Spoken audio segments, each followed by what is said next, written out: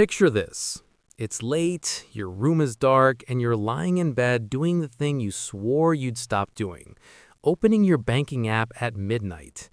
Not because you need to, just because some part of your brain can't help itself. Your thumb moves from habit, and for a second, the familiar dread settles in before the screen even loads. But tonight is different. Tonight, the number staring back at you starts with a 2, followed by 4 zeros. $20,000. You've never seen that in your own savings account before, not once in your entire adult life. And for a few seconds, you just stare at it. You don't tell anyone. You just lie there in the dark, feeling something you haven't felt in years. Not rich, not powerful, just safe. Like you finally exhaled a breath you'd been holding for a decade. Here's the thing though, that feeling, it's real. And it's also one of the most financially dangerous moments of your life. Welcome to Smart Invests. I spend way too much time thinking about money, financial psychology, and how people actually build wealth.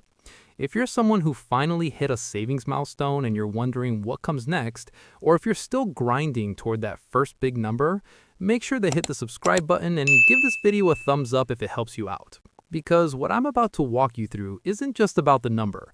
It's about what the number does to your brain, what the world around you does in response to that number, and why so many people who reach $20,000 end up right back at $3,000 2 years later. Not because they're irresponsible, but because nobody ever gave them the level 2 instructions. Most people assume the hard part is getting to $20,000. Save enough, cut enough, grind enough, and once you're there, the math takes over and carries you forward. That's the version of compounding everyone talks about. That's the dream they sell you. But here's what most people don't realize. The moment you look financially stable on paper is the exact moment the system around you starts working the hardest to pull that money back out. Not through robbery, not through some dramatic crisis, through perfectly engineered, completely normalized, socially encouraged decisions that feel like rewards. Why saving feels impossible? Let's start with the part that feels most personal. You've been doing everything right. Cutting back, picking up extra work, saying no to things you actually wanted. And your savings slowly climb from $200 to $2,000 to $7,500. And then the car needs a repair, or rent goes up, or a medical bill lands in your inbox, and you're back at $2,000, staring at the ceiling and wondering if you're just fundamentally broken with money. You're not. This is almost everyone, and the data confirms it. As of 2023 and 2024, the U.S. personal saving rate sits around 4 to 5% of disposable income, roughly half of what it was in the 1960s and 70s. The entire economic system is basically calibrated so that most people never drift too far from slightly stressed. So when you finally claw your way to $20,000, it genuinely feels like a finish line, because for most of your life, every time savings went up, something brought them right back down. The problem is treating it like a finish line, because what actually happens next is where everything changes. What actually changes at $20,000? The hidden rich tax. Here's where it gets really interesting. Hitting $20,000 isn't just a number shift, it's a signal. Your brain shifts from "I'm drowning" to "I might be okay." That shift is real and meaningful, but at the exact same time, the financial world around you picks up that signal and responds accordingly. Your bank, which made almost nothing from you when your balance was near zero, now flags you as someone worth selling to. Premium card offers appear. Pre-approved loan amounts jump. Your investing app unlocks advanced features. Travel sites default to showing you nicer hotels. Ads in your feed start featuring new cards with giant bows on them because the algorithm has decided you're ready to be someone's customer. This is what I call the hidden rich tax. Nobody calls it a tax, but that's exactly what it is. A slow, systematic skimming of your new stability by every financial product designed to look like a reward. And it all lands on top of an already thin margin. If you're only saving 4 or 5% of your income in the first place, one expensive decision, a car upgrade, a higher rent apartment, a credit card you carry a balance on, can erase years of progress without ever feeling dramatic. The math that actually matters. Now let's talk about the math everyone gets half right. Compounding is real, it works, but it has a timeline, and if you keep dipping into your base, it never gets the chance to do the thing you're counting on. Here's a simple way to see it. If you've got $2,000 invested and the market returns 10% in a year, you've made $200. Nice, but it doesn't change your life. At $20,000, that same 10% is $2,000. At $100,000, it's $10,000, without touching your salary at all. The math rewards the floor you protect, not the peaks you occasionally reach. If you're contributing around $1,000 a month at roughly 8% annual returns, it takes about 18 to 19 months of real discipline to reach your first $20,000. Your second $20,000 comes faster because the first pile is quietly helping. Your third comes faster still, but only if you stop raiding the base every time life gets expensive or exciting. Research from Vanguard found that people with at least a basic financial cushion reported financial well-being scores roughly 21% higher than similar people with nothing saved. And those with 3 to 6 months of expenses set aside saw an additional 13% improvement. This isn't abstract. The data shows that the floor you protect changes how your brain functions, how much risk you can tolerate, and how many real choices you get to make. The identity trap. Lifestyle creep you don't see coming. Now, you might be thinking, okay, I'm not going to do anything crazy, I'm not buying a yacht. Fair, but here's the sneaky version that gets almost everyone. You spent months being the responsible one, packing lunches, skipping trips, feeling slightly boring at parties. Then you hit $20,000 and something in your identity shifts. I'm good with money now, I proved it. So you loosen up, just a little. Nicer clothes, better dinners, a subscription or two you'd been putting off, a slightly nicer apartment because you've earned it.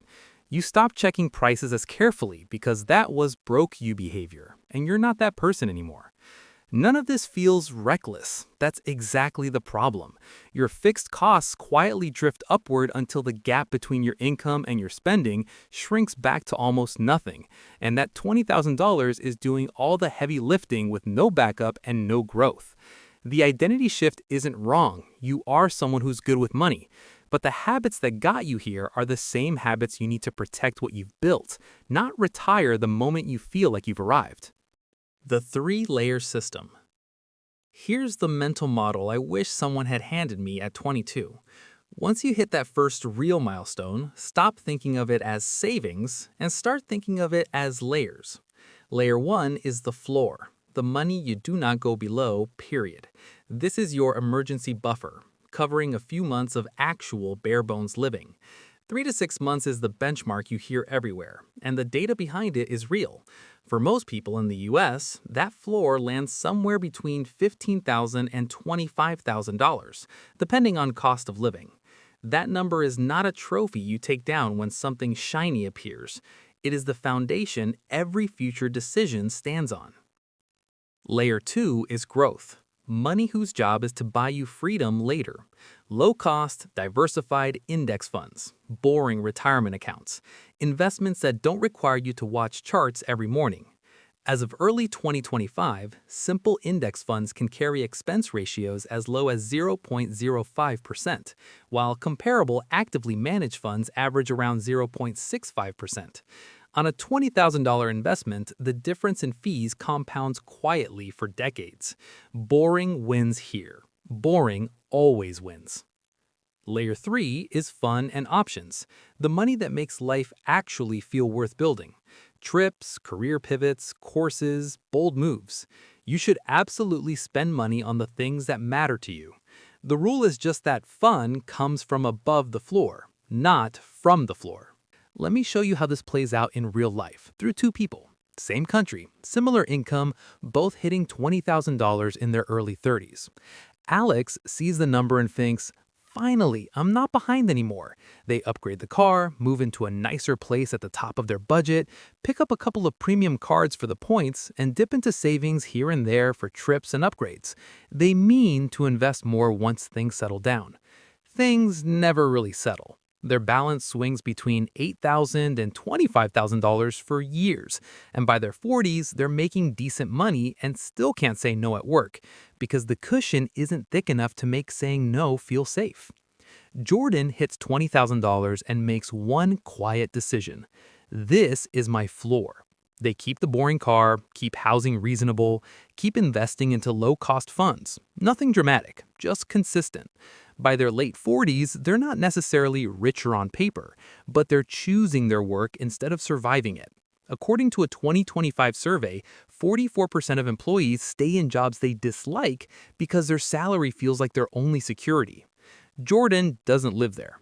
Alex does. Same starting point, completely different levels of freedom. 5 rules after 20K. 1. Define your actual floor, not a vague goal, a specific number based on your real monthly expenses multiplied by 3 to 6 months. Write it down. Treat it like a rule, not a suggestion. 2. Build a growth layer above that floor using simple, low-cost investments. Set it on autopilot and resist the urge to optimize it every time you read a headline. 3. Give yourself a genuine fun and options layer so you can spend without guilt, but only from money that sits above your floor. 4. Be suspicious of anything that gets more aggressive about selling to you after your balance grows. A premium card with an annual fee, a loan to finally do something, a fund with impressive recent returns and a high expense ratio. These are not rewards. They are the system's invoice for your progress. 5. When you inevitably slip, and you will because everyone does, treat it as a detour, not a diagnosis.